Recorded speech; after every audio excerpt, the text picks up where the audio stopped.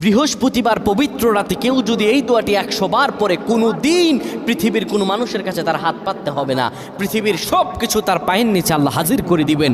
দারিদ্রতা থেকে মুক্তি দান করবেন, বিপদ আপদ থেকে মুক্তি দান করবেন, তার সম্মানকে সুউচ্চতা দান করবেন, অসুস্থতা থেকে দূরে রাখবেন, আল্লাহর অশেষ দয়া ও রহম তাকে দান করে দিবেন। সুবহানাল্লাহ। বৃহস্পতিবার রাত এটি গুরুত্বপূর্ণ রাত। এই রাত সপ্তাহে একদিন আসে।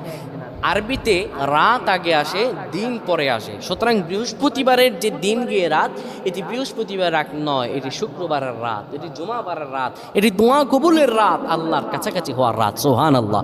এই বৃহস্পতিবার রাত আল্লাহ তাআলা বান্দার দোয়া কবুল করেন।